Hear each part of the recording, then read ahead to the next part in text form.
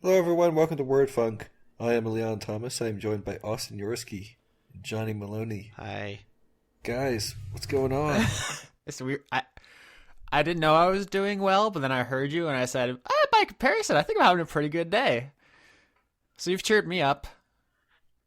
I hope that just by sheer virtue of the tragedy he's experienced. Yeah. Yeah, I wrecked my back earlier today, so if it sounds like I'm different, it's for a couple of reasons. One is I'm lying down. I wasn't able to lie down all day because it's hard to explain, but basically I lifted something and it hurt, and then I had to walk around and bend a lot all day anyway, without, taking care of it. I was in a lot of pain all day. It was very bad. I'm not good with pain. Well, you're the new Pope, Leon, so what you were lifting was probably the weight of all of our sins. That's true. And that weighs heavy on a man. It's true. Well, it's not just... that makes me the new Jesus. Not just the Pope. Oh, gosh. So I have suffered for your both? sins. Are you allowed to be both, Austin? Can you be Jesus no. Pope? They didn't have a pope until after Jesus died. Yeah, but so, have we clarified the rules since then? Because he's supposed to be back, right? Like, he's supposed to come back. So what if he comes back and he applies for the job? He's obviously qualified. Yeah, but we don't know that Jesus is going to be a Catholic. he might be like a Presbyterian. Yeah, but he still might want it anyways. He might be like an achievement hunter. You'd be surprised how little of what we take for granted as capital C, the church, is actually explained in the Bible. Like, if there was another coming of Jesus and he showed up, it's anybody's guess how that would go down. It's not like a sure thing that he would immediately become the Pope. I think he's supposed to come like a thief in the night and rapture everyone. But what I'm saying is that what if he applies for the job? Like, I guess if you're one of the people who thinks there's going to be the kingdom before the rapture, because there's like two different schools of thought on the kingdom of heaven and whatnot. This is probably immensely boring to everyone. Look, everyone else. I just want to know what happens if, like, one morning it's like 7:00, they go to like open the Vatican. There's a dude standing outside with a resume, and he's like, I'd like to be the Pope. How young is he? Presuming, I guess he comes back in the state that he left in, like mid-30s. So he's a pretty young Pope. Maybe not the youngest Pope, but, The worst part about being the Pope is that it's hard to get experience poping. It's one of those things where you apply and you need like 5 years Pope experience. Yeah. But you can only get Pope experience by being the Pope. So it's like this catch-22. It is. It's a real catch-22. How can you get the job? Because they want someone with experience, but then they expect you to like Pope intern for like half a century of unpaid labor. They want you to Pope for exposure. Is that? Yeah. That's what they want to do. Bad. I think me and Johnny are gonna have to carry this one because Leon is indisposed. Do you just want to lie back, buddy, and just take this one easy? No, the other reason I sound different is because I took a lot of a leave. So is that what the kids are calling it? So I don't know if it's affecting me in any way, but it might be. Yeah, you sound like you're on horse tranquilizers, dog. You kind of do. There's a sedate nature right now too. Well, well, for one thing, I'm lying down, so I just feel comfortable, and that's my normal speaking voice when I'm lying down on my bed. But the other thing is, I took too much. I'm almost positive. Oh my god! I took some, and then after the fact, I went online and I Googled how much is a safe amount to take. Okay, why didn't you follow the directions on the bottle A? I looked. It didn't say. It didn't say. His leave in a Ziploc baggie, Austin. That's why. No. I'm absolutely 100% telling the truth. It literally does not say how much I should take on the bottle. You got the abridged leave. You see, I have a bottle. I have a bottle of a leave at home. It does nothing for me, so it just sits there untouched. Okay. Like I don't know what, but it does. It sits there, and if it's the same kind of bottle, you have to like peel the label away. There's a little where you peel the label, and it's like a secret. It's like a secret instruction booklet on it. Is there a prize inside? No, unless you consider the prize to be instructions on exactly how much a leave to take. Yeah, Leon, Here's it's a funny some Da Vinci Code shit, man. Yeah, I mean, I did look it up, and it said that I should take one leave, and then possibly within the hour take one more leave over a 12-hour period. Right. I took 5. Yeah, we're gonna listen to you OD live on air. Over a 12-hour period, or just like all at once? I took 3, and then a half an hour later I took 2 more, and then I looked it up. Do you want that might be too much. But should we postpone this or something? I don't want you to die. No, okay. This is on the shelf medicine. Yeah, it's over the counter medicine. I mean, technically, I bet I could take 12 and not die. Is it really? I take objection to over the counter medicine because all of the medicine that I have to get from over the counter is the good stuff. All of the regular stuff that they just leave out there for the plebes is like on the shelf. You walk up and you grab it. It's really shelf. It's shelf stuff. It is. It's like it's shelf medicine. So it is. I don't know. Maybe you're shaving some of your years of your life off at the end, but you're gonna be fine. Yeah, here's the thing. I went into the store because I googled the one thing first that said what was the best thing for back pain, and it said prescription strength Aleve. You can actually get prescription strength Aleve over the counter, which sounds like it shouldn't be. But I went. But the whole purpose, huh? It's probably good that I could not find the prescription strength Aleve and just got the regular Aleve because my plan was 5 no matter what. See, if I may interject here, as somebody who experiences a number of back pains over the variety of things I do through the course of my life, I would have recommended Robaxisol. Whoa!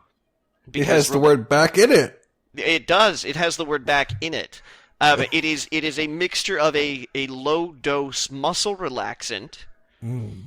Which is often remedial for the most common reasons behind back pain because you strain a muscle and then your back just goes, "Rah! We gotta make up for this." So all these other muscles start trying to work into overdrive, and then you just do horrible things to yourself, as well as a dose of ibuprofen to reduce swelling and pain. Yeah. So if you find yourself looking for on the shelf medicine again. Yeah. I would go with the Robaxisol. We're old. Yeah. I feel really warm right now, and I hope that's good. Can we? Do you have blankets on? No. You're just lying down. I'm lying down. I'm actually not even on my pillow because my pillow is on the other side of my bed, and I was like, "Fuck it." So I'm actually just I'm using a blanket as a pillow, Leon, You're gonna be fine. If Keith Richards is still alive today, you took 5 Aleve. You're gonna. Right, I know. Keith Richards built up an immunity over decades of heavy drug use. Leon's a clean living, straight edge, pure boy, and now he's 5 Aleve. 5. Yeah. 5. Yeah, right. He's riding the Aleve train to Death Town, and I'm not a big fan. Can you die between seasons of Dice Hunk, maybe? As not to ruin it. Look, I mean, you can just CG Violet in. Yeah, they have that technology now. Yes, or just get someone who sounds like me. I guess that would also work. Okay, I was gonna make a joke about an actor with a very bland cadence or something, but I couldn't think of one fast enough. David Duchovny. Yeah, I was gonna say Keanu Reeves. How does that sound? He has far more. Keanu Reeves is too interesting a person. He really is. Yikes. Yeah. Is that how we're going to play this, boys? Wouldn't you love to have lunch with Keanu Reeves? No, look, Keanu Reeves is a very, very interesting person. His life story is pretty incredible. Yeah. I would like to hang out with Keanu Reeves, but I don't want to talk. I just want to listen. I want him to be there at your deathbed holding your hand as you leave from Aleve poisoning. He's Leon. I want... yeah, go ahead. Their directions are inside the wrapper, dog. It's me, Keanu Reeves. You gotta peel it off and look inside. It's like National Treasure, starring my good friend Nicolas Cage. I want him to tell me that I am the one now. That's all it. Right. So and also John Wick, because that's also good. Yeah, and then while you're dying, a whole bunch of people break in to kill your non-existent animals, and he just fucking murders them. Yeah, just gun-foos them so good. Oh, wow. I can't wait for John Wick 2. It's coming soon. I want to watch it. Yeah. Ooh, yeah. I should probably get the John Wick VR game. I hear he gets a new dog. Which, yeah, that's what I'm excited about. Yeah. Oh, I didn't know that. See, I've been avoiding spoilers because I don't want to know who gets shot and punched and in what order. Do you guys want to talk about anything else today? Because I have some topics. I Go assume, for it. Leon, you've been kind of busy with your pain, Sitch. I haven't been able to focus on anything except how bad my lower back feels all day.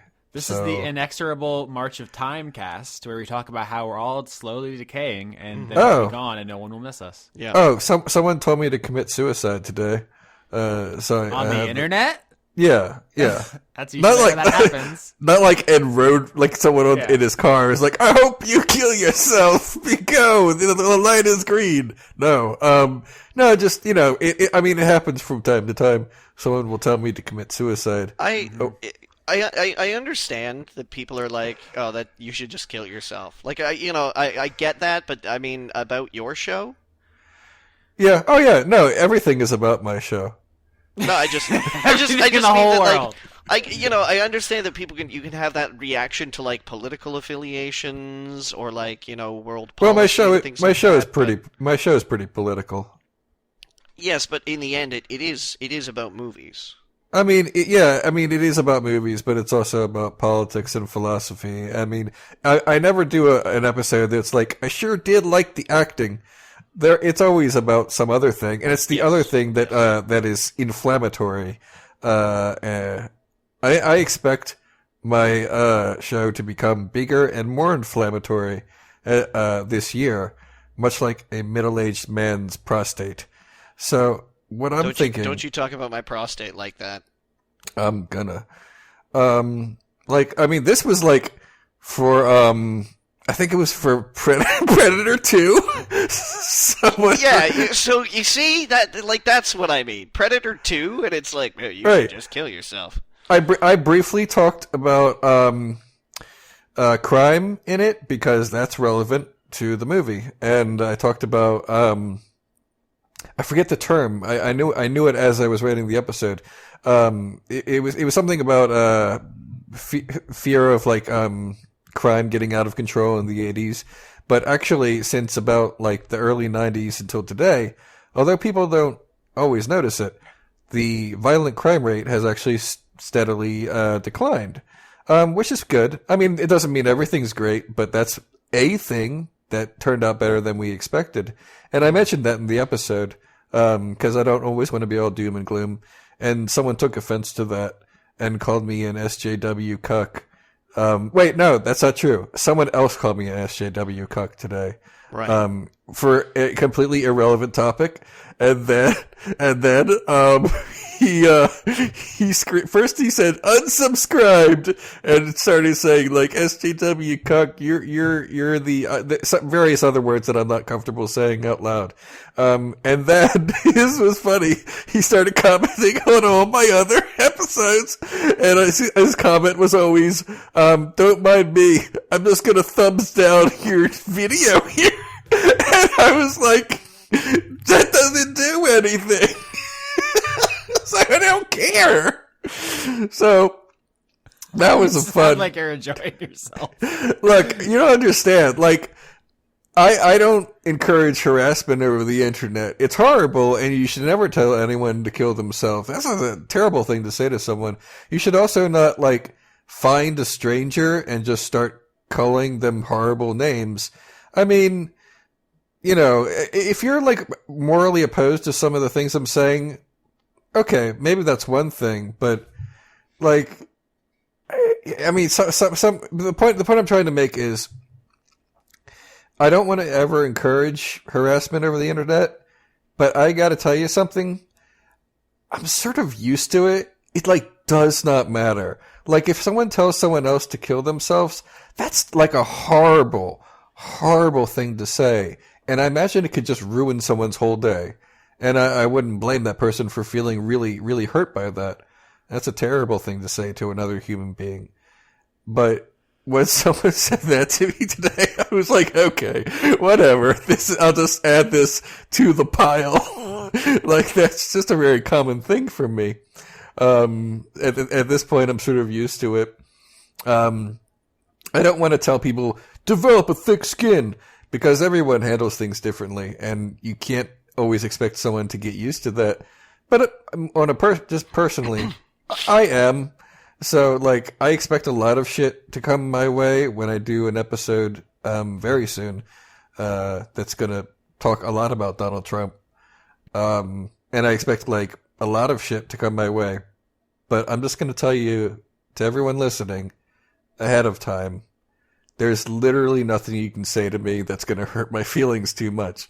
So either, join the discussion like an adult, or don't bother. Because, like, fuck you, you queer boy, bald guy stuff, it just doesn't mean anything. It's like, whatever, man. You're just text on a screen.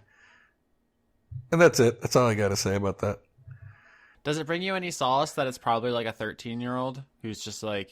Here's the thing. Yeah. It happens too frequently, and my demographics skew too old for it to always be. But see, yeah, that's the thing that's really terrifying to me, is this not somebody who's just been activated as a human being and is still like pulling themselves out of the Matrix goo and is like super overstimulated by the world and just like hasn't figured shit out yet. Like, what if it's like a 40-year-old guy with like 2 daughters and like a shitty job who's just like mad at everyone else?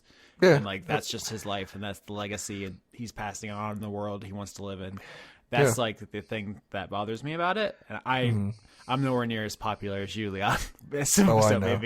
Maybe if our few are, Austin. Yeah. No, I'm just kidding. If our positions are switched, maybe I'd be in your position. But stuff like that still bothers me. Like it does still ruin my day when someone says something mean to me. Which is funny because in real life, people are afraid to make eye contact with me in the meat space. I'm very imposing. On the internet, though, I'm just another fucking just SJW. I can't even think of. I guess cuck is that. This is just we're calling everything cuck now. It's such a weird thing. Are you a beta? I am very buggy. I need a lot of bug fixes before I go out. Yeah. Yeah. Austin, you're very tall, aren't you? Yeah. Okay, that's cool. That's very good. Good. I get compliments on that, and I'm like, I didn't do it. You should be like, thanks, I made it myself. I'm like, you're welcome. So you said the name of the thing. You've invoked it. So I wanted to, real quick, I have some law stuff, but first I just wanted to tell you guys some stories from law school this week. Cool. Yeah. Bring it. Which, earlier this week, as of this recording, there was an executive order signed that for every new regulation, 2 would need to be done away with. Ish. Yeah, that's like a rule that's like, all right, everyone with shirts, take them off. Everyone without shirts, put them on. Like it sounds like a joke. But it's not even that. It is like it's their declaration that 2 have to be done away with is grandstanding. They have to be equal size? They have to be itemized. It's government. It's Dr. Seuss logic. Really, it's just 1 fish, 2 fish, whatever. It's meaningless garbage. But I'm taking a class right now in legislation and regulation, or leg-reg, as we call it. Nice. And our professor came in for that class the day after that was announced, and she said, like, "Happy Tuesday," and someone yelled out, "Is it?" And she stopped and paused for like a while. There was a meaningful silence that descended after that question, and she said, "I'm holding on to the fact that we still technically live in a democracy, and you can pry that from my cold, dead hands," is what this professor said to us. It's pretty solid. I don't know if I'm going to talk about this. Why can't she be president? Because she didn't run. Still. That's true. Like all of the teachers at my school went to Harvard or Yale. Like 2 of them are professional musicians in addition to being lawyers and professors. That's cool. These are the fucking coolest people ever, and seeing them come apart at the seams over the last couple of weeks has been very unnerving. My constitutional law professor He's I don't even know how he gets up in the morning because he has to face the fact that he's spent his entire life studying and learning about and teaching a thing which clearly no longer matters. It is no longer relevant. None of it applies. That has to be a super big bummer. Yeah. I don't want to get too deep on that because I'm going to have to explain a bunch of boring things and pronounce the word emoluments, which I refuse to do. Emolument. It's a moment. Yeah, that thing. I called the Department of Justice and used the word emolument in my message. How was it? How'd that whole thing go? It was fine. I recorded it because I wanted to inspire more people to do it. So that was fun. Cool. I read the Constitution to the answering machine, and then the relevant part, and then I said, "Get on that," and then I hung up. Yeah, there's a lot of stuff going on, like that. This administration is in violation of laws that exist and practices that have existed since the founding of this country. And you think somebody would do something, but either people are unable for boring administrative reasons, or unwilling, or will simply be crushed under a tidal wave of litigation and money that they cannot fight. So the way that our government is structured, there are things that we are supposed to be able to do at this point, like impeachment, but the House currently is not going to bring impeachment charges. And they're not taking calls. See, if I were Paul Ryan right now, I'd be like, man, I'm in line after the vice president, so maybe I can ride this whole thing and try to impeach both the president and the vice president on something. Let's assume he was in the room during something awful. I mean, he was caught on a hot mic saying this is a waste of my fucking time at the last press conference he was in, where they basically paraded him out to lie. Oh, yeah. Which Paul Ryan said that? Yeah. Oh, I'm almost certain. Yeah. What a lovely man. I don't much care for Paul Ryan, but I feel like it would be in his, like you're saying, for purely selfish reasons, it would be in his best interest to be like, Republicans, maybe we should be with the Democrats on this one and get rid of these two guys so I can be president. You guys like me, right? I love how there's a video clip or a sound bite or a tweet for everything that they're saying now that directly contradicts what they were saying like a year ago. Like, he's a psychopath and he can't be trusted. I trust him implicitly. He is a great leader. Like, you can find one for every statement they've ever made, just the exact opposite. But the last thing I wanted to say about that was lawsuits. The reason that no one is, people are filing them, but the problem is that we're in an adversarial system, which means you need to have someone who's been materially injured by his conduct to be the adversary in that lawsuit. Like, you can file lawsuits on behalf of people, but there's like all these complicated rules. Like I said, I don't want to bore people with it, but it's not like you can just say, hey, that guy's breaking the law, I'm suing you. Like, you have to have a stake in it. I did read that there was a CNN journalist who's suing him. There's a new suit filed every day, but they're almost all going to be thrown out because of this kind of system, and it's like not worth getting into. But this guy, he's living in the U.S. legally, but not a U.S. citizen, and is so he does have stake in the game for this immigration Muslim ban, this non-Muslim Muslim ban. Yeah, which I understand that literally every breath he takes is a lie, but the fact that he would say it's not a ban and then go on Twitter and say this ban is good. like that's the kind of shit that you see in a court case, or I guess I see in a court case, and we're like, wow, this person must have had a really shitty lawyer to make such a rookie mistake. But like, it's the president. Congratulations. Yeah, I mean, he doesn't know what he's doing. But yeah, the whole thing about the adversarial system is that if you could sue for anything for any reason without any stake in the game, like someone could sue for something they disagree with. Like, I could sue saying like, oh, I want to protect religious freedom, and then deliberately lose the lawsuit to get the opposite thing on the books. So like, you have to actually be invested materially, otherwise you would influence it. Like, you have to have something at stake that you would fight for legitimately. You gotta know when to hold, know when to fold. Yeah. Sure. Why not? Yeah, it was actually hard for a long time to get any abortion lawsuits through because women would sue when they were pregnant, and litigation takes years. So by the time they would get into court, it would be too late, and so they would get thrown out for not being materially relevant anymore. Jesus. Yeah. So anyway, that's a whole rabbit hole. We could just do a show on that. The case I wanted to talk about is much more fun. Mm-hmm.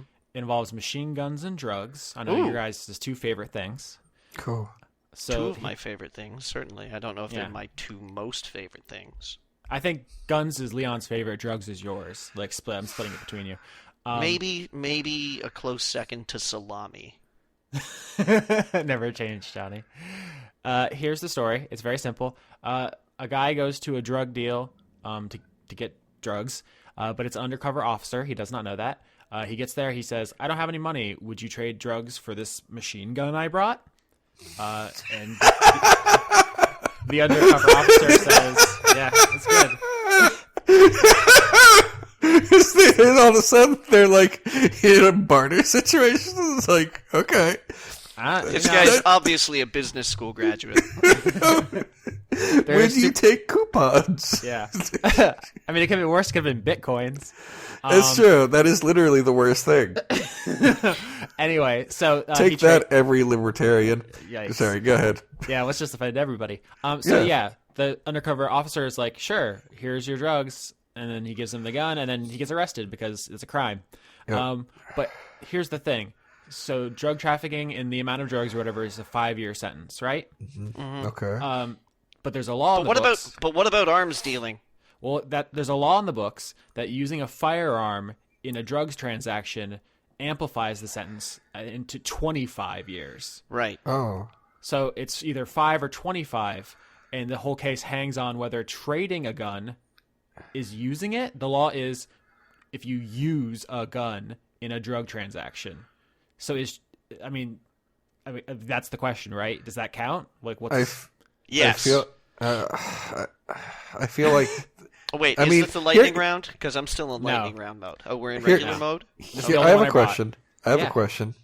It took an hour and 15 minutes to talk about this case, so it's right. Yeah. What is and I'm sorry to get like super technical. What does the law on the books actually say you have to do with the gun? Use it. Yeah, using if you use a gun, that's literally like I'm doing air quotes. You can't see. If you use a gun in the commission of a drug trafficking offense, that's the whole question, right? You say you don't want to get super. Oh, okay. This is all it is the technical. The confusion is like, does the law say if you come to it armed, ready to, if like in the same way that an armed robbery is going to be worse than say like with your fingers. But what they're arguing is he did not come to the thing armed. He came just to give him the gun. Yeah, the guy with the gun says, I didn't use it. I was just carrying it, and then I traded it. And the police say, you used it as a barter. Like if the law said, don't shoot people, that's clear. Right. If the law said, it's fine if you bring it as long as you don't shoot people, that's clear. But what it says is, if you use a gun, and that's not clear. Yeah, but throw the book at him. Wait, what kind of drugs were this? Cocaine, I think. Okay, yeah, throw the book at him. I don't know, because I feel like you can't just boring. You can't just verb everything, Use? I feel like use is a pretty fundamental verb. I don't know if I know, but that's what I mean. It just. I mean, I'm wearing clothes. I guess I'm using them right now too, but they're just sitting there on me. I mean, I don't know. I mean, this is the whole. I mean, this is what this entire case is meant to illustrate, right? Right. When you write laws, every word in the entire thing, and there's millions of them. The laws are huge. Could mean a million different things, and it's like a never-ending spiral of chaos. You employ words like use. I feel like the spirit of the law was like, oh, well, if this person is bringing guns to, then it's not only a crime, but an armed crime, and that makes it worse. But so I feel like the spirit of the law was to convey that, but the letter of the law might say, but is vague. If I were like the person who had to make the decision, I would probably, if the wording is vague, and the spirit of the law to me is obvious, then I would say that no. But I don't know that that's what they decided. But that's what I would say. So you're saying no, you don't think it counts? No, I don't think it counts because I think the wording is too vague. And if the wording is vague, then I have to go with what I would assume they intended to mean. And then I think they intended to mean guns as violence. Yeah. And not like as, currency. This guy is a dangerous arms dealer, Leon. No, Are you proposing he is. that we just book him on a minor offense and let him out in a few years so he can start trading machine guns for Pokemon cards or shoelaces or timeshare condos or He's not an arms bootleg dealer. copies of Transformers: Dark Side of the Moon? No, throw the book at him. Here's what put this man away. No. I feel like first of all, he's a drug dealer, not an arms dealer. No, he's a drug buyer, okay? All right, whatever. He's a gun enthusiast, if anything. I think he's all of those things. He's not an arms dealer. Let's box this guy in. All right. Okay, I was just saying, he's not an arms dealer. He was just cash poor that day. And he was desperate for cocaine. Did he or did he not deal arms? Did he or did he not? But what does the word deal mean? Yeah, there was an agreement struck and a transaction in which weaponry was exchanged. What if he had a backpack full of the upcoming Nintendo first party game ARMS and he dealt them? That's true. That's a real game, by the way. I didn't make that Okay. up. There's a game coming out called ARMS. That's great. Yeah. Well, I have another question. Then does the law say arms, or does it say specifically guns? Does it say, or what? It's use a firearm. A firearm. Yeah. Wouldn't a BB gun count then? That's a good question. It's not. I don't relevant believe in this BB guns count hypothetical. as firearms because there's no combustion. I believe Almost they're certainly air not. powered. But Fair enough. But that's a good question. Like, I'm certain that there's a case somewhere about something just like that. I mean, there was one I read where someone got hit with a wine bottle, and it was like, is that a weapon? Like, that's 100% like all I do every day now. Is shit like this. It can be. I feel like 5 years for trying to buy drugs is way too much. With a gun. Who cares? This is the exact conversation the justices had for like 10 pages. So right, I'm sorry, but like I don't feel like that changes anything unless he was trying to be violent with the gun. I have a last question and then I'll shut up. Okay. Was the gun loaded? I don't recall it if it was. It definitely wasn't fired. I also, know. It also Leon, was, it doesn't matter if it was loaded at the moment. It could be loaded at the split second. and That's not what I mean. That's not what I mean. It doesn't say anything about whether it's loaded or unloaded. It says using a firearm. So Okay. Well, my feeling there was that if you came into the deal with a loaded gun, one could make the argument that you made this an armed deal. Like in the same way that something becomes an armed robbery if you bring a gun with bullets into it.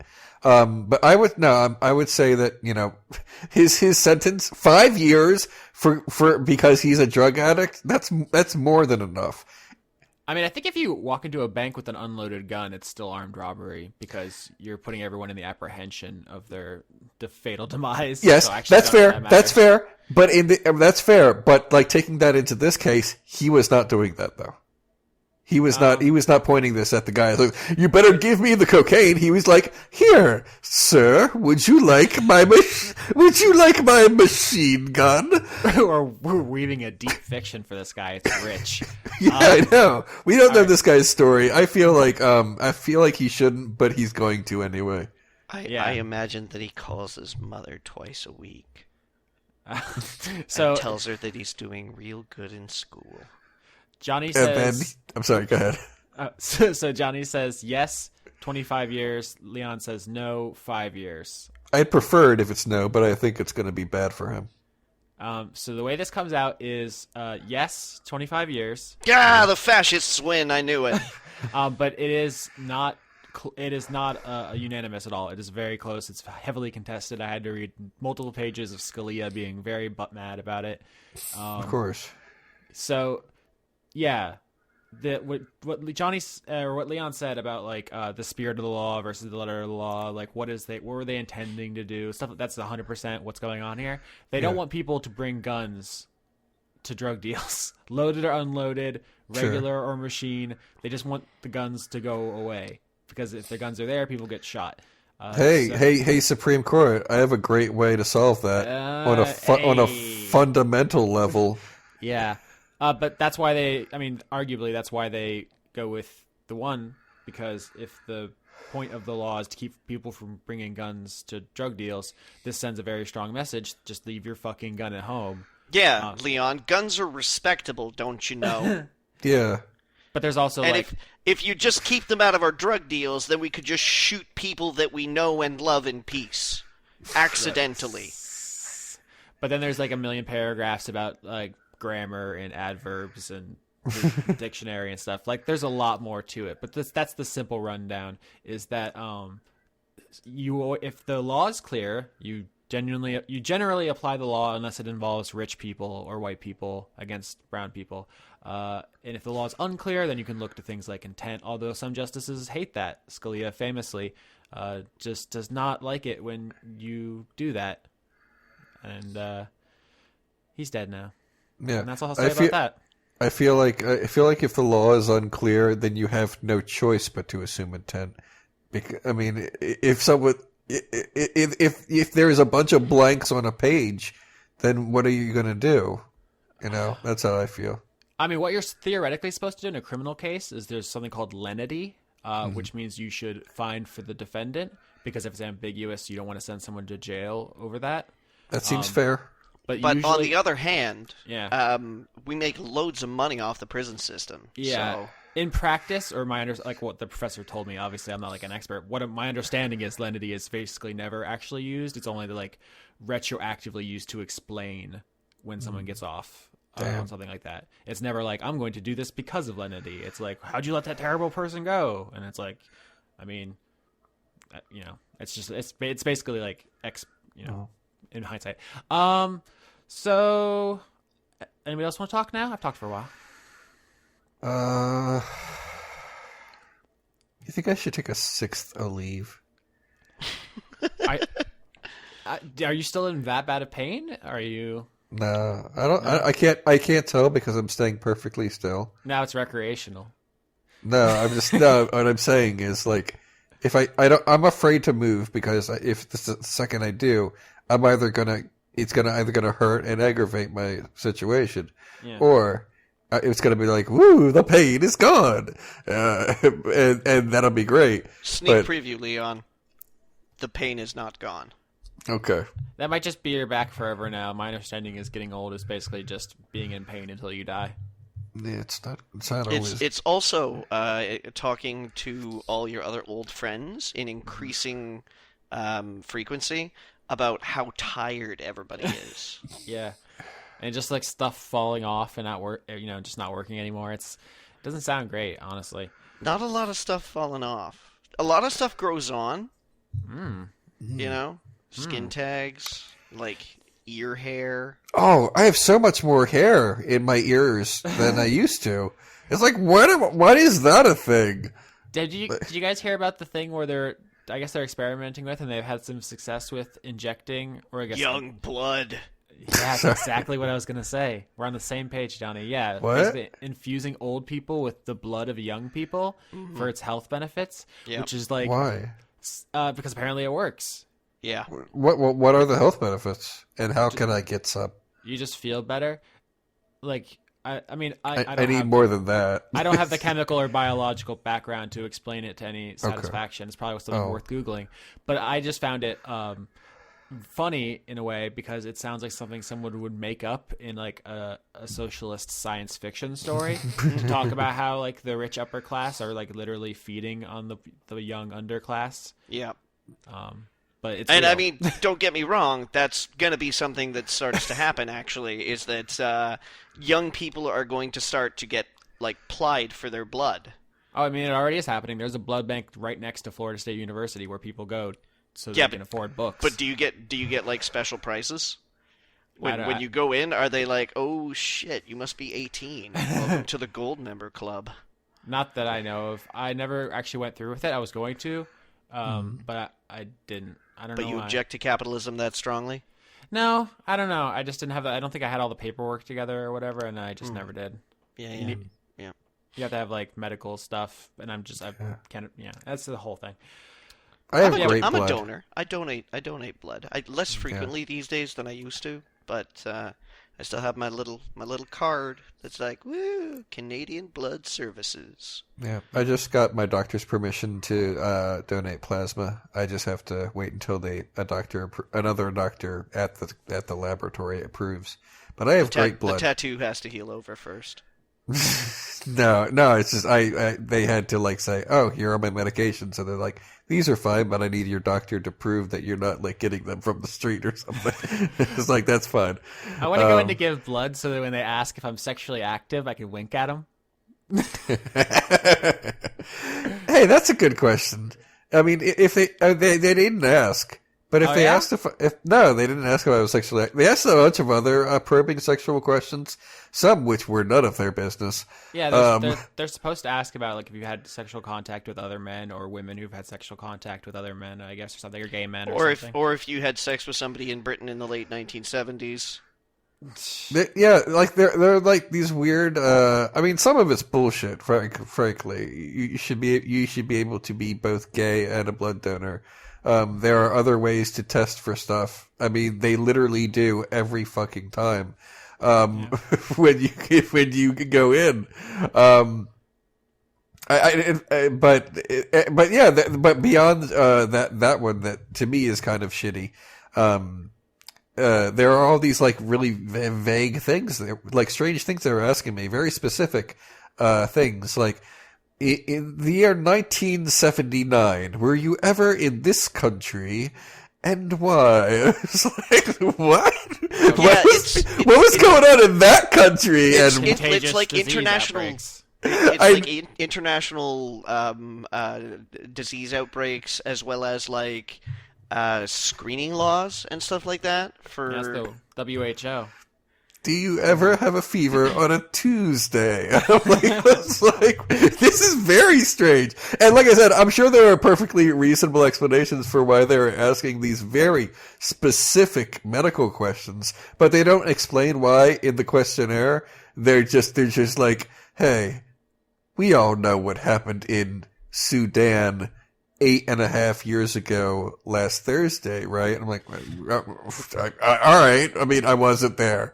I bet the workers don't even know. They just print out the forms or whatever and just hand them over. They don't. It could be. Yeah. I'm looking at the sticky note I keep with the topics on it for recording, and it's all video games except for one entry which says accelerationism, which I thought would be fun to talk about, but now that I'm looking at it, I don't know if I have the stomach to go through with it. Either of you know what accelerationism is? I imagine it's about going fast. And the gotta go fast principle. It's all about Sonic, the Hedgehog. Yeah, no. Johnny, do you know? No. You missed me. You've given me a new word here today, Austin. I always appreciate that. What's up with accelerationism? All right, so accelerationism is something I've been thinking about a lot recently, which for reasons which will immediately become obvious. It's the like philosophical idea that we should accelerate the progress of the world deliberately and dangerously, essentially. People have different competing reasons why. So like there's leftist accelerationism, which says we should remove all regulations and let capitalism run wild until it destroys itself. It basically will collapse because inequality will become so rampant. There'll be revolutions. All the rich white people will be killed, and then we can start our socialist utopia.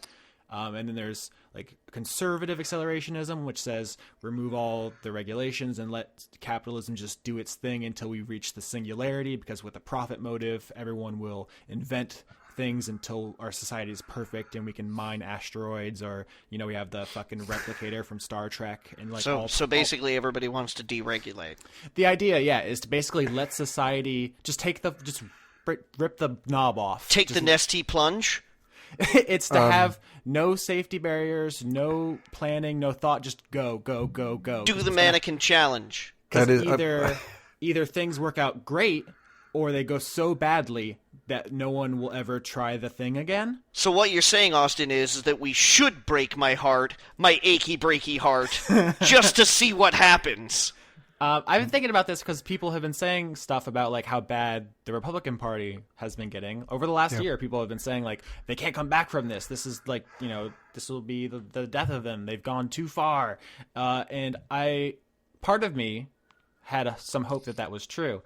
And the less and less likely it looks that is true, the less I believe that accelerationism would ever work. I don't think that even presented with like a nuclear end to capitalism, just a complete and total breakdown of all civilizations at the hands of one distinct, deliberate ideology, I don't think people would learn a lesson.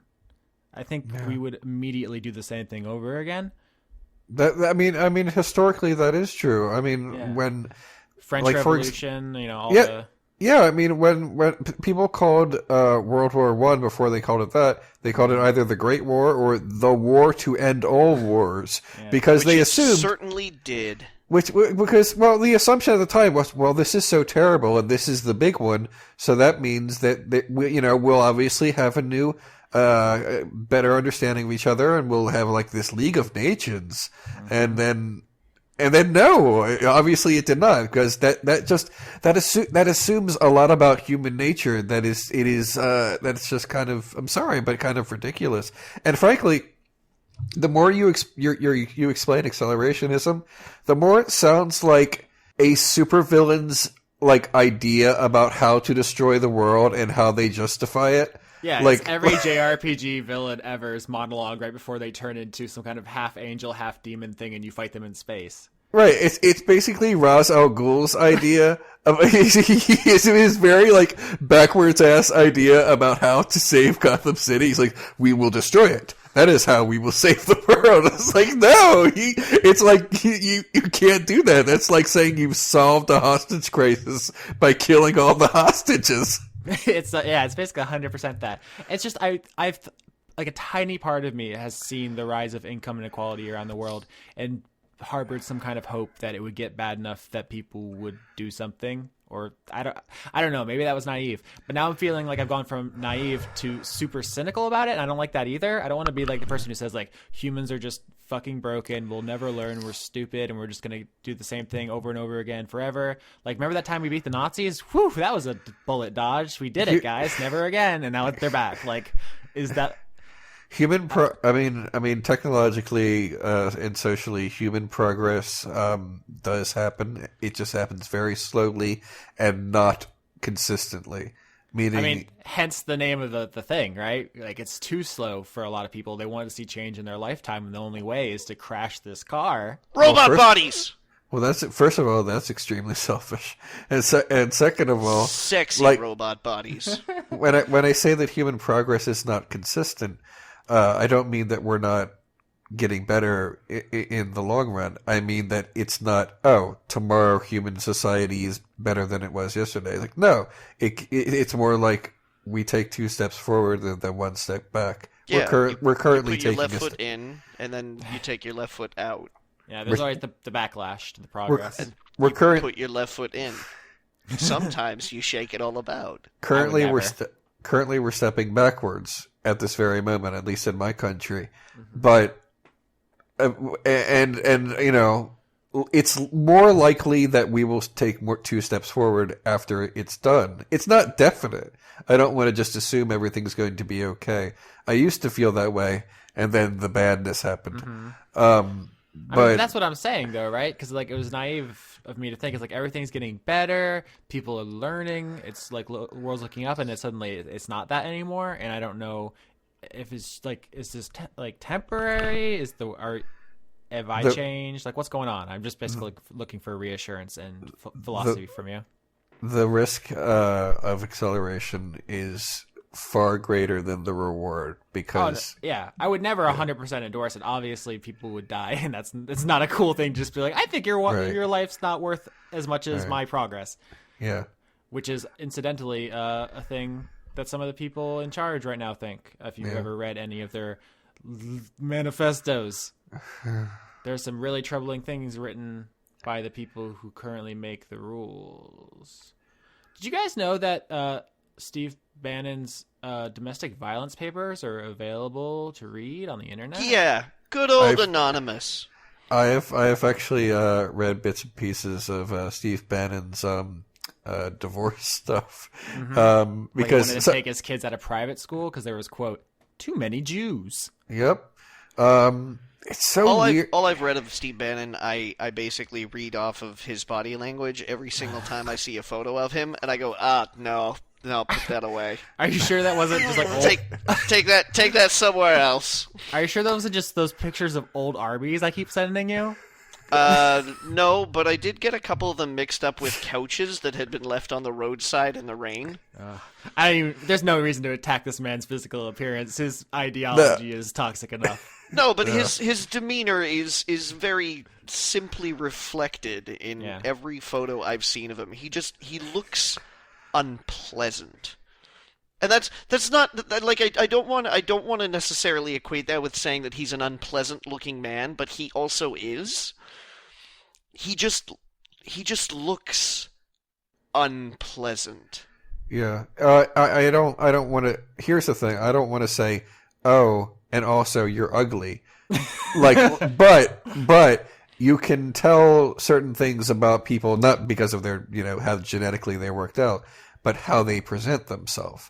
For example, I don't think Donald Trump is a good-looking person, but it's not because he's 70. Of course he's not.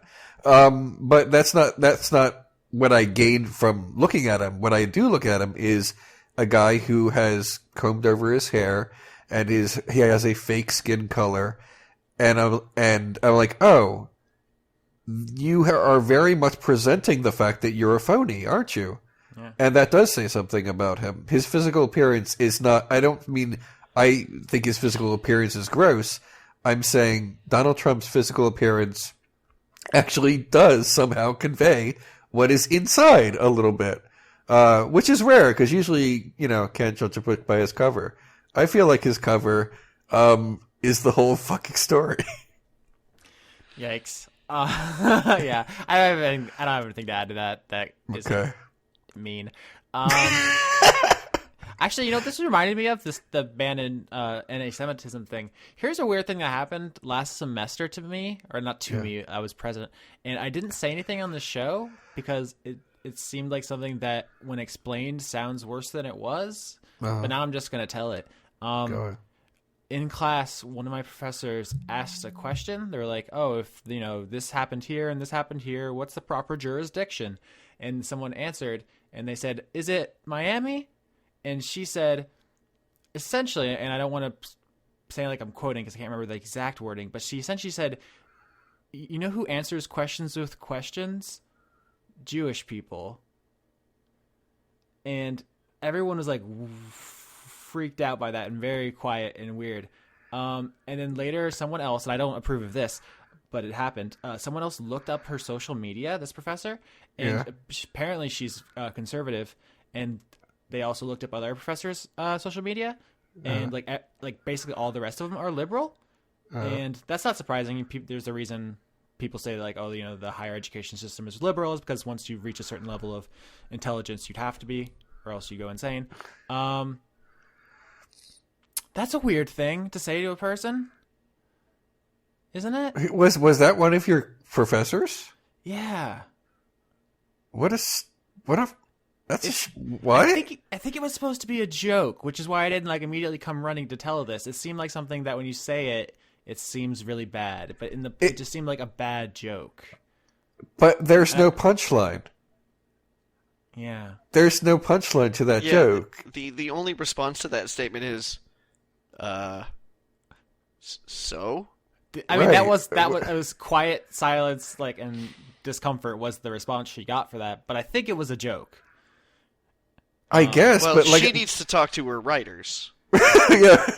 But what the rest I'm of saying... our professors are really fucking funny. I want to say that too. Yeah. Have you seen what is that damn woman's name, Conway? The liar. Kellyanne Conway. She's one of the liars. I like how I say liar. Everyone immediately knows what I'm talking about. Apparently, before she was evil incarnate, she was a stand-up comedian.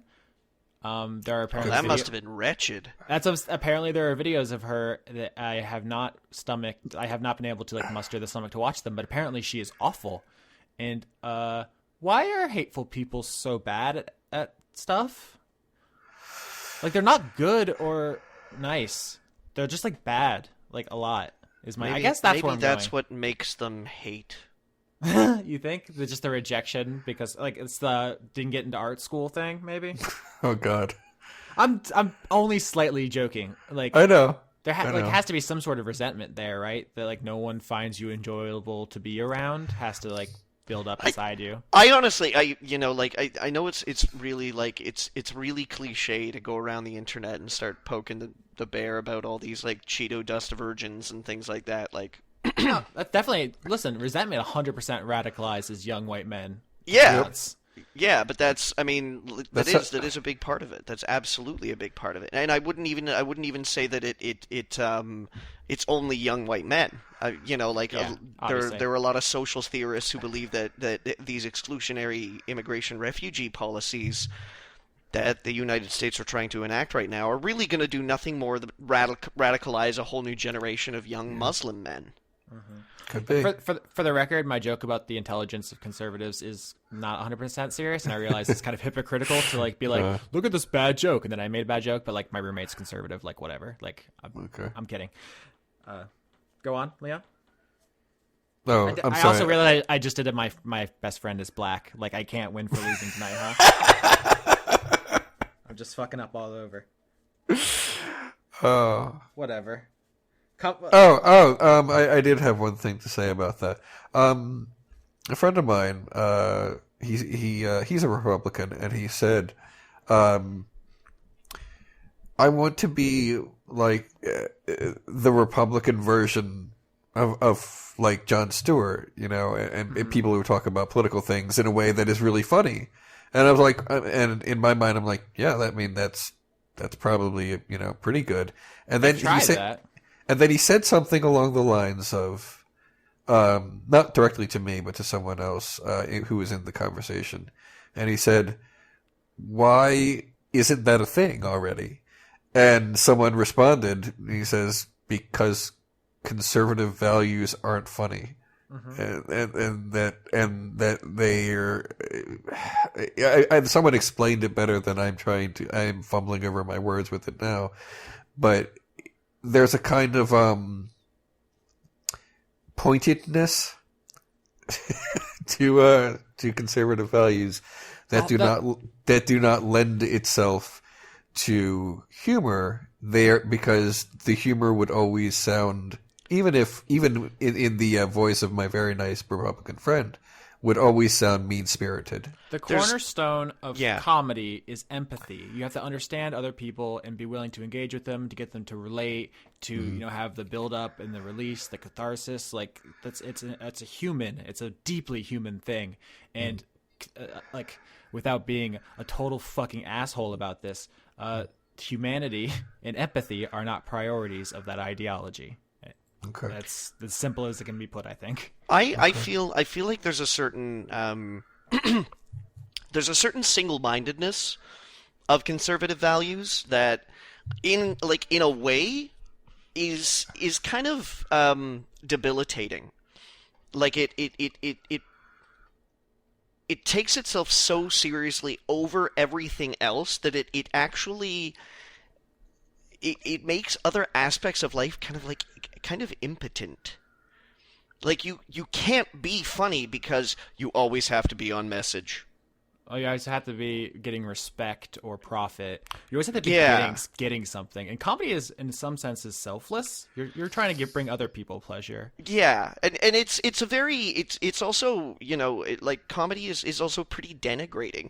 Many performances are denigrating because you're putting yourself on the line. It's very vulnerable. Performance is a vulnerable thing to do. You're standing up in front of a whole bunch of people and saying, "Okay, judge me." Mm-hmm. just in the hopes that what they judge, that they're going to go, oh, that was good. That was good. You should do that again. I appreciated that. It's a weird transaction because, getting into it starting is a very, very powerless thing. Yeah. You put everything. It's such a vulnerable thing to just stand up in front of a whole group of strangers and say, I hope you like me.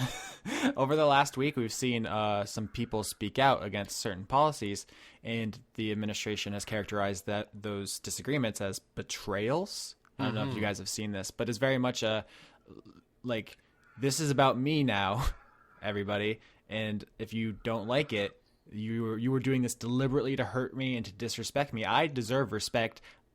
Give it to me. Mm-hmm. And I feel bad for anybody who comes to this show to escape this stuff, but I don't know, we're recording a thing we're talking about, and sometimes it just gets there. Mm-hmm. I'll try to be funnier next week, maybe. Do you guys want to talk about questions? Sure. That we've got? Those are usually funny. I mean, usually. Usually. And except when they're not. Yikes. Sometimes we get serious questions, is all I'm saying. Oh, here's a very serious one. What's up? Brent asks, why are your fans so horny? Because being horny is pretty awesome. Johnny said a little while ago that liberals and SJW types are the horniest people alive, and we have.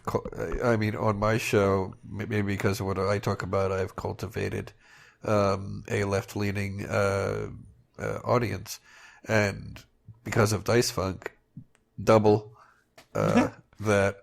So maybe that has something to do with it.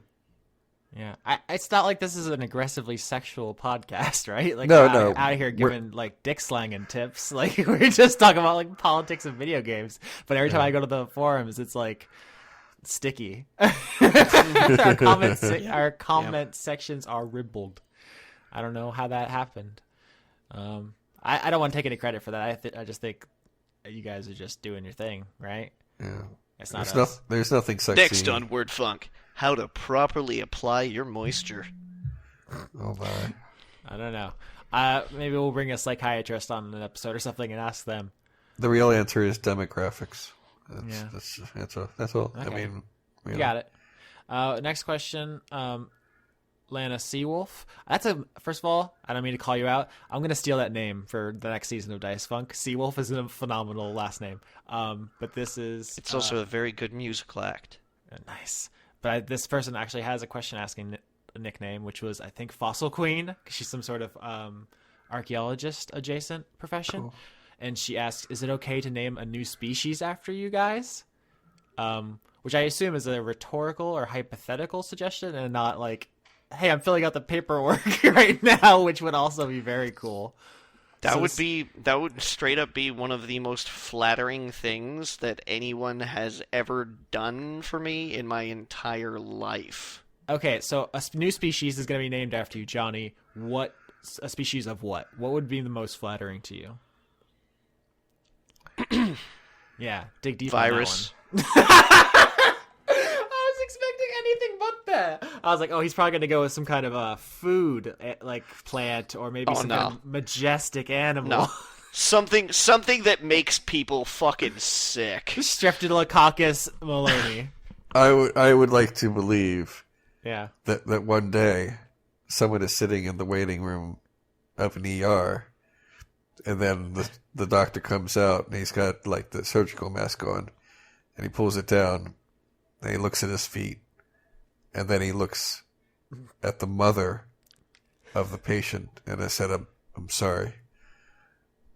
The Maloney got her. Yeah, that's how I want to go. Yeah. What are the symptoms of the Maloney? I bet it's bad. Horniness. You get so horny you die. You get really hot-blooded. Uh-huh. So that you have to check it and see. Fever's above 102.9. Yeah, probably some stickiness. I think it's also affects your brain in such a way that your neurological condition shifts so that you like big butts so much that you cannot be untruthful about it. Yeah. It actually alters your ability to dissemble. Yeah. Yeah, that would definitely be a symptom as well. If you have the Maloney, basically what happens is you have sex so fast that you catch on fire and die. There's also there would also be tremors. I hope so. Yeah, I mean patients would be shaking like a Polaroid picture. Mm-hmm. No, I'm sorry to get off topic, but Leon, I love that. We've been recommending shit to you for like literally half a decade at this point, and the first thing that really got you, at least according to your social media, is fucking mouth moods. Oh god, I mean, Johnny's recommendations finally hit home a couple weeks ago, and I have been enjoying it. But in terms of stuff I've been listening to pretty much nonstop and talking to other people about, yeah, it's Neil Cicierega. Jesus, that's good stuff. Leon, have you thought of a species you'd like named after you? Oh, I'm up. Ooh. Yeah. I would like it to be like one of those freaks, like every once in a while they say, "Oh, we found like a deer that has gills, but can it mate?" Well, what should we even call it? And then they say, oh, "Okay, well, this is the Leon deer, Glub," and then and then it dies. And then it dies. I mean, a leave and just couldn't anymore. It was looking really inflamed. The doctors didn't know what to do. Yep. I think the easy answer for me would be sloth, but I'm gonna throw a curveball here. Okay. I think there should be more kinds of bears. Right now there's only like 6 or 7. It's like polar, black, brown, sun, sloth, and panda, I think, are like all the bears. So if we could get another one in the mix, just like the Yorski bear, and I don't know what would differentiate it. Maybe it'd be like hugs. Yeah, it'd be really like chill and huggable, which I think was the pandas kind of zone. But they're also famous for like being very dumb. I was gonna be saying like very asexual, like they don't really want it, and I think the Yorski bear would get it. He'd get up on it. Yeah, I think the Yorski bear would just be getting it 24/7. I think it'd be like notoriously horny, like rabbits. All about that honey. Yeah, you never know where that snout's gonna go. It's just constantly snouting. So that's my answer. What did I say? You said deer with gills. Deer with gills. All right. I'm sorry. My head isn't right now. I literally completely spaced on what I just said a minute ago about mutant deers. Sorry. Amazing. I'm back now. Irving Royale asks, who would you want to voice the Dice Funk cast in an animated adaptation? I already said that I would like Violet to be voiced by Kristen Schaal. That would make the most sense to me. Did we talk about that on here? And I just completely got neuralized, Men in Black? No. I mentioned it on Twitter, I think. That does make a lot of sense. Also, the picture I use for Violet's character sheet is from a show that Kristen Schaal is the star of, Gravity Falls. So there's synergy. Johnny? Yeah, that's a toughie. Yeah, I think you guys are thinking season 2. I would probably think how to cast my season 1 character, because that's easier than just like 150 NPCs I accidentally made for season 2. Yeah. Who would be a good Anne? You'd have to find a dwarf, a little person to play her, because you can't just play a child, because she would be like saying like sexual things and weird stuff. Well, she didn't say that. She didn't say that many sexual things. Or you could just be a voice actor whose job it is to pretend there's someone else, Leon. Oh, right. I'm sorry. I'm thinking of like live action. Oh, yeah. The question is Tim Roth.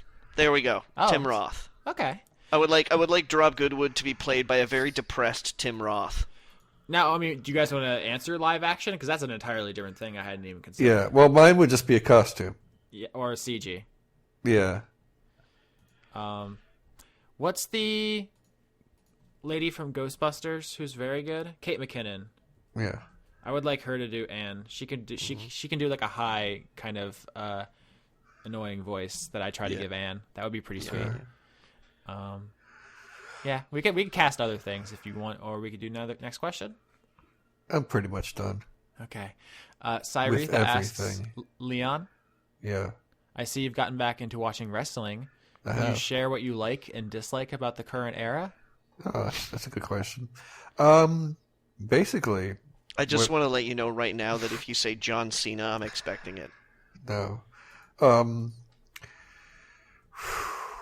of my favorite boys are Kevin Owens, because he's very talented, and he makes the good matches.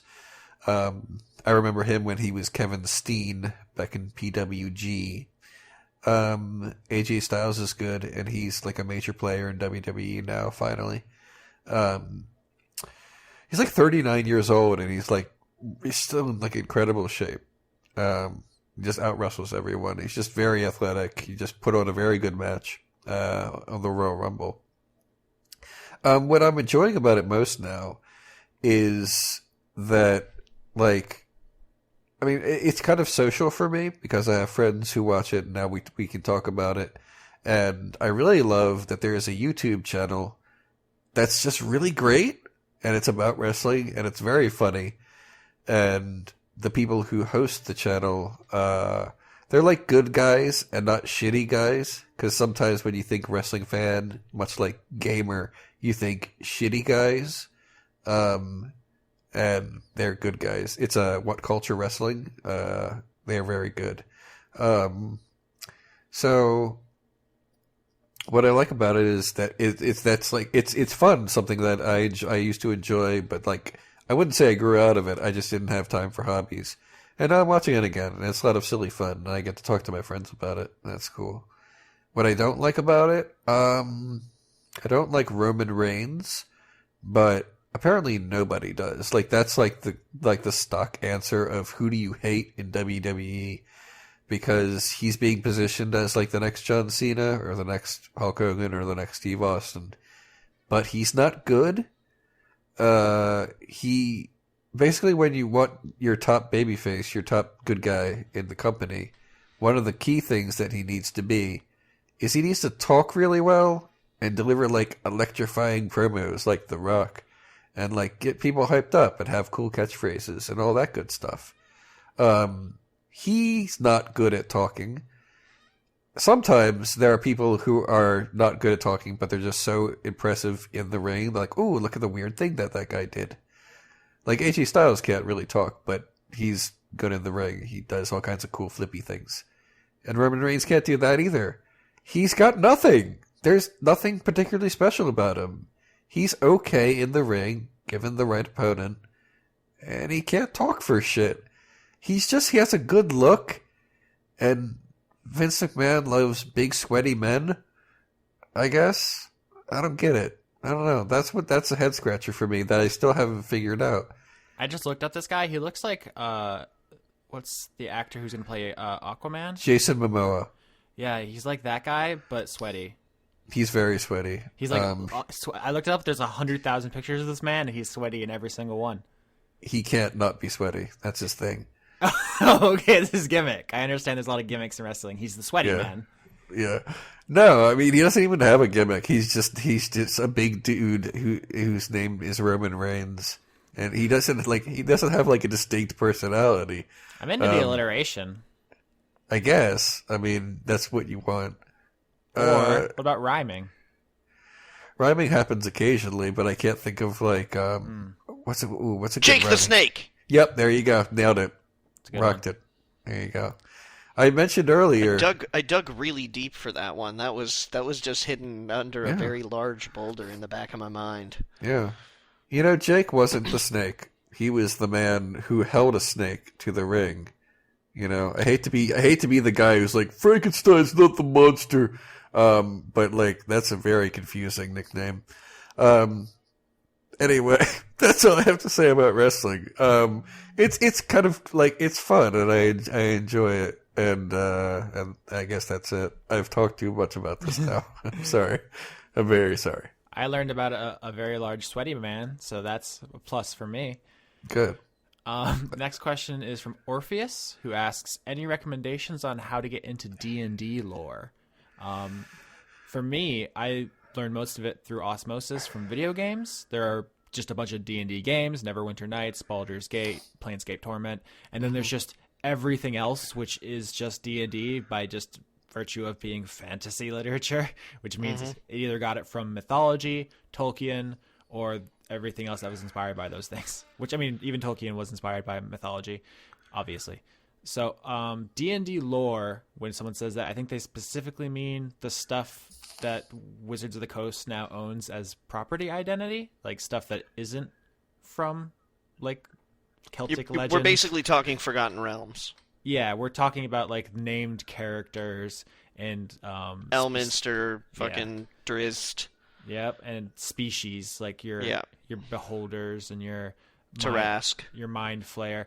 The simplest way would just be to buy the latest books. The 5th edition Monster Manual has all the classic monsters, and the 5th edition Dungeon Master's Guide has literally information about every relevant plane. I have those now. Yeah? I'm so proud of you. Maybe you'll be able to fight good now. There's actually been some questions in the forum. I haven't jumped in and answered them because I'm hoping someone asks on air in Dice Funk.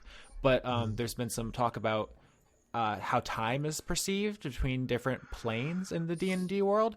And no one's really asked that much about it, but like it is from the books, and the books got it from mythology. So it might seem like I'm just making up stuff, but there's actually totally answers about all that stuff, and it's just in the books. And even if it wasn't in the books, we can make it up. You can always add stuff into your lore. I've done that a little bit. I try to keep it minimal so people don't get confused. There's already so much to keep track of. But yeah, there's a lot of ways to get into it. D&D lore is fantasy lore almost. Right? It's so pervasive. Yeah. Any particular thoughts, guys? Any novels to recommend? Yeah, there are a shit ton of books. R.A. Salvatore is often considered to be like the go-to guy. He's the guy responsible for, I think, essentially creating Drizzt Do'Urden. So yeah, his works are considered to be pretty seminal.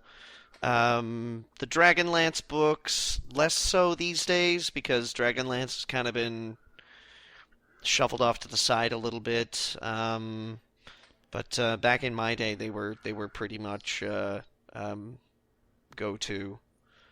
Yeah. But yeah, I think you nailed it, Austin. Like video games, video games are a really easy way to get into it. The Baldur's Gate games, Neverwinter Nights 1 and 2, especially like Mask of the Betrayer, which is an expansion pack for Neverwinter Nights 2, does a lot about the afterlife of Dungeons and Dragons, which is like it's really, really great. It's actually Mask of the Betrayer is one of my favorite role playing games of all time. The planar and like lore about like the afterlife and the god stuff is really the most interesting to me because it's the place where it diverts most from Lord of the Rings. Yeah. It's where it actually kind of gets original. But yeah, the fastest way would just to be to buy the latest 2 or 3 books and just read them. But probably the most palatable would be to spread it out over some video games.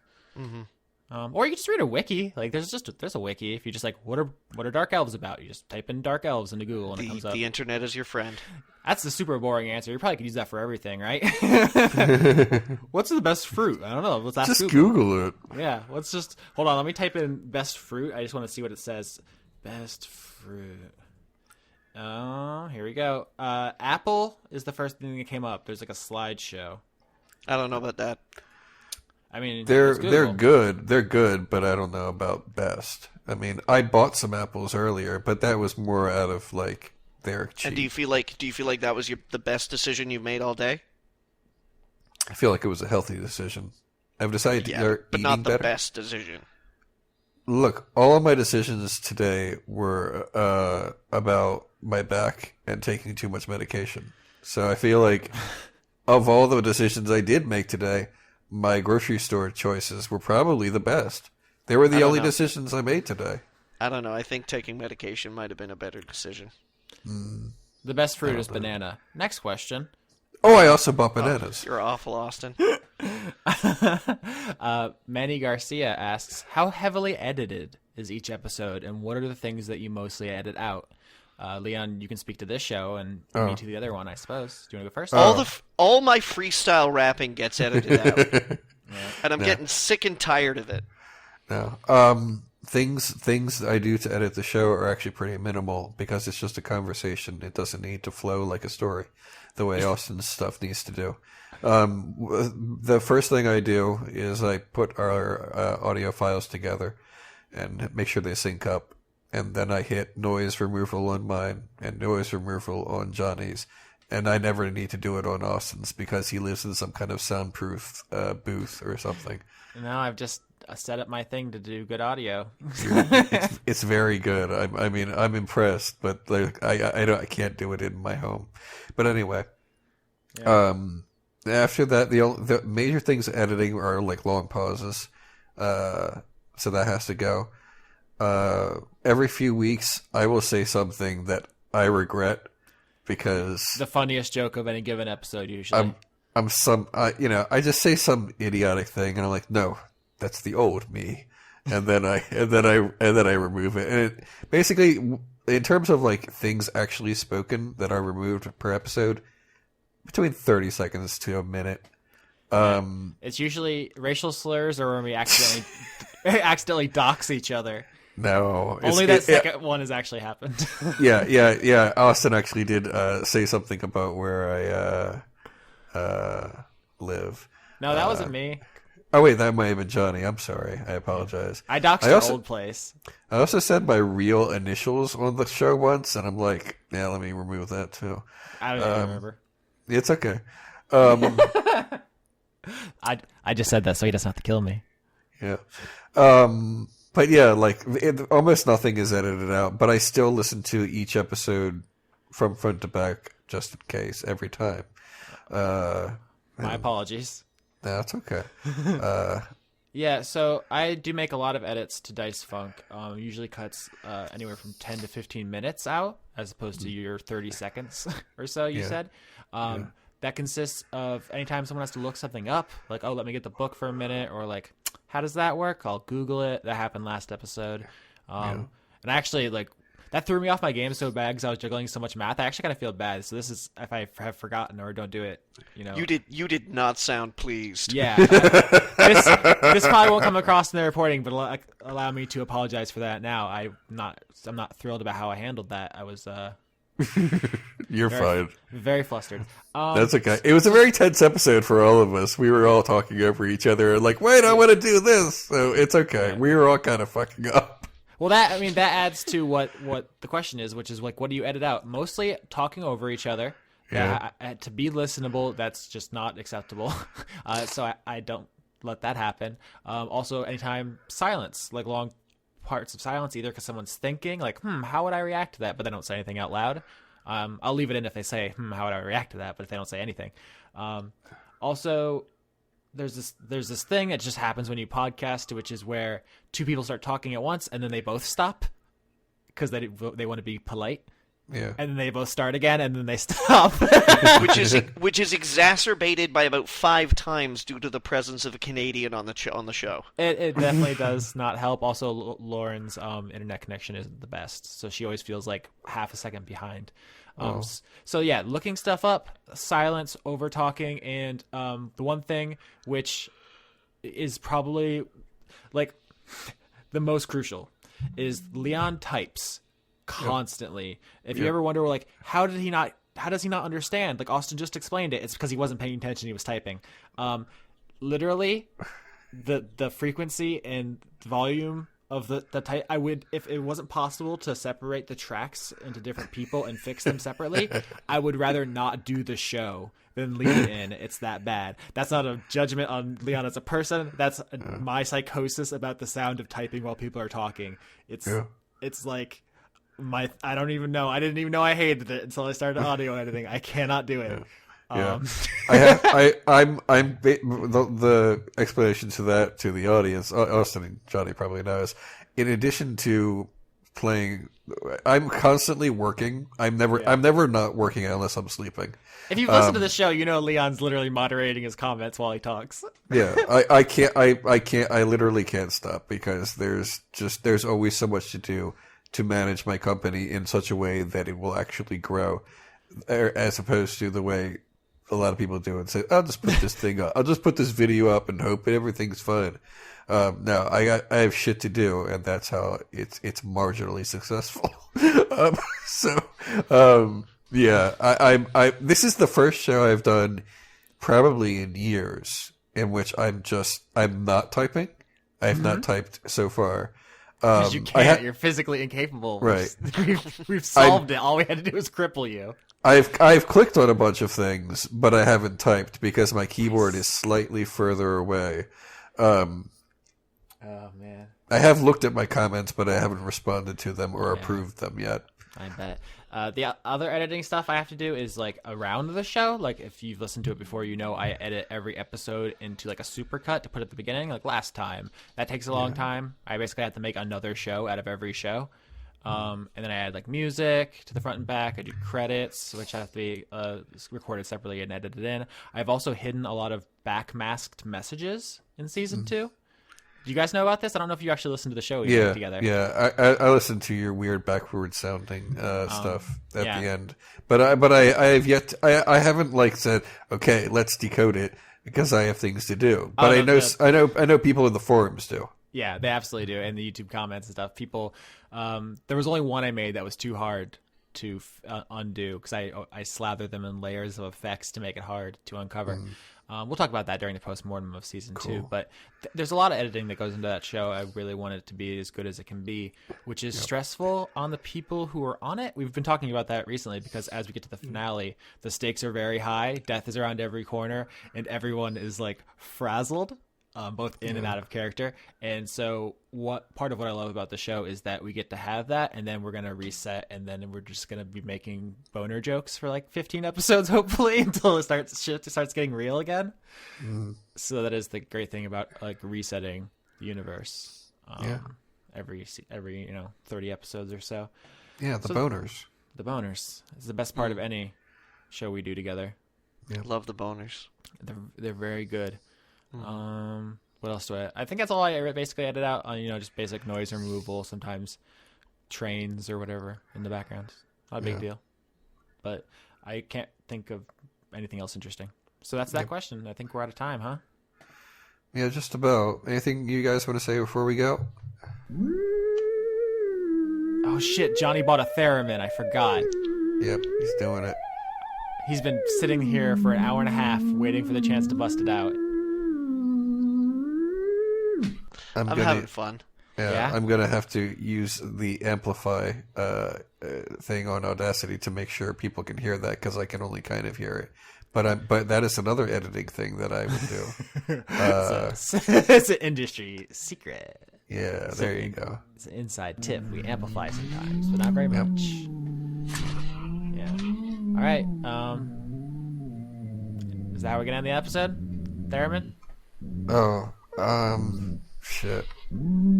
If I'm still hurt tomorrow, I'm probably gonna start watching Young Pope because I can't like move or take appropriate notes for the next episode. So The Expanse comes back tonight. I don't know why Young Pope reminded me of that. Yeah.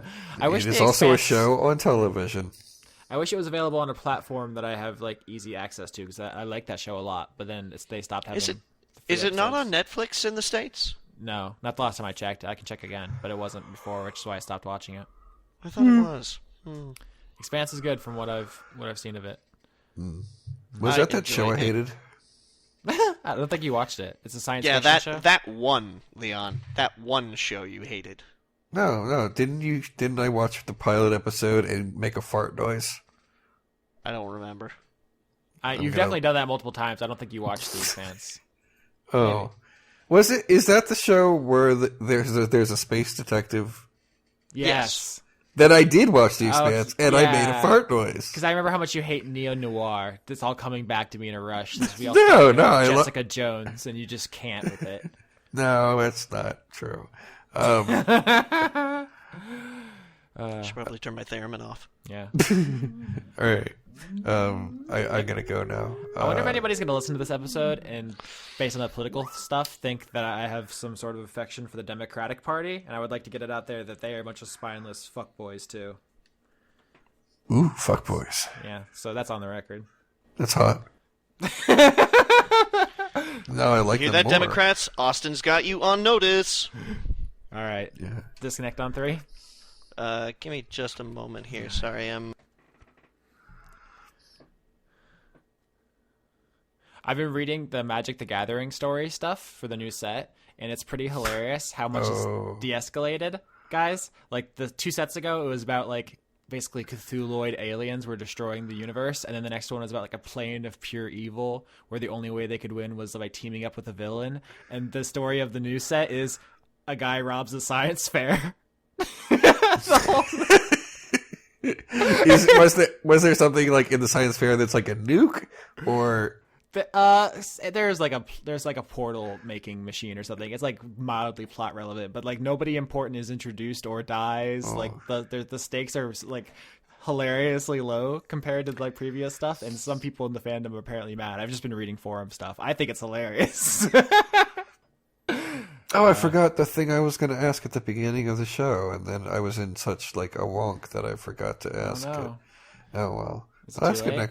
Yeah, I guess so. I was going to ask when it becomes acceptable to violently overthrow the government, but we can talk about that next time. Yeah. Yeah.